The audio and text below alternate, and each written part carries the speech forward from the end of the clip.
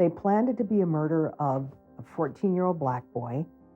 They planned for him to be tortured. They planned for him to be put in a pine box, nailed shut so that it would be secret. The pain, the trauma of African Americans over the years, it's taken its toll on us as a people. The most common thing you hear is, we weren't born then, so why are you holding us accountable? White America was wrong. It did something unspeakably horrific for 4 centuries. And to come to terms with that takes an enormous amount of moral courage. I would say to many of them, you're probably not racist, but you are privileged.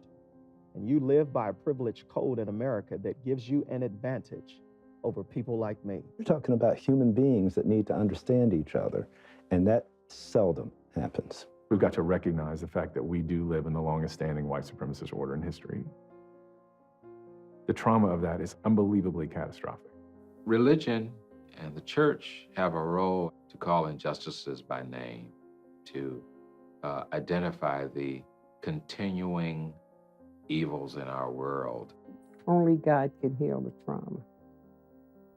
Only God.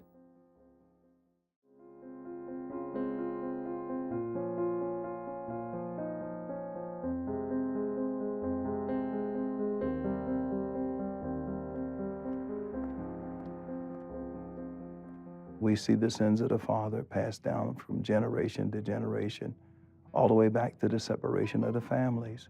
Reverend Keith Williams recognizes how the trauma passed down from his ancestors still affects him today. My Lord. I can't imagine the physiological and the emotional and the psychological trauma that my forefathers experienced. Lord, I'll never turn back. The wounds of slavery last for a very, very long time, and often they are not addressed. People are too ashamed or they don't know where to go with it. Dr. Harriet Hill, an expert in biblical trauma healing, says people today still feel the post-traumatic effects of slavery. It's not that these people living today were enslaved, but they have that heritage of the shame and the violence that was committed against them. Well, for many of our families, we don't have to go back to the Middle Passage to know what post-traumatic stress syndrome is. The effects of oppression are still reverberating in our society today.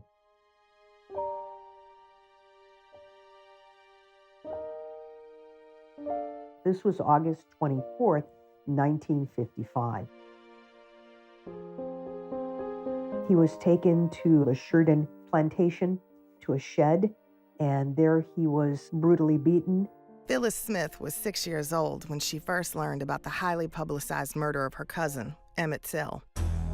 Money, Mississippi, a story that shocked the entire United States. Emmett Till, 14, visiting his uncle Mose Wright, was kidnapped and killed allegedly for wolf whistling at the wife of accused Roy Bryant. Emmett was known as Bobo, and we loved him. He had it all. He was charismatic, he was conversational, he was cute, and all of the younger cousins adored him, and I was one of those.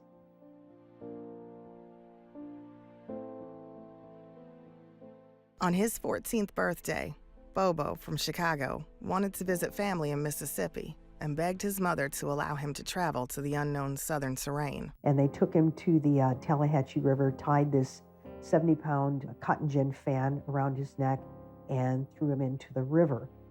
Mamie Till sought help from law enforcement, Congress, and even President Dwight D. Eisenhower.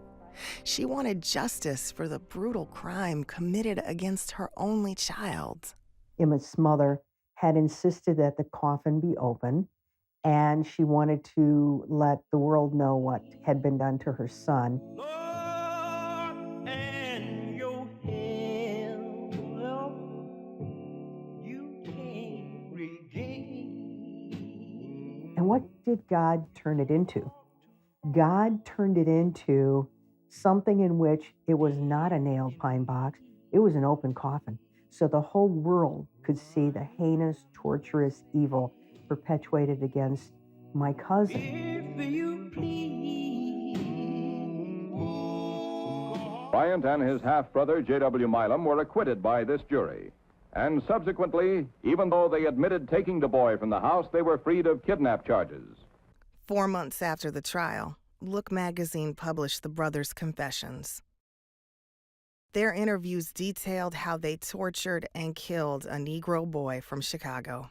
It's even larger than a racial crime against all Blacks. It's larger than that. It's actually a crime against humanity.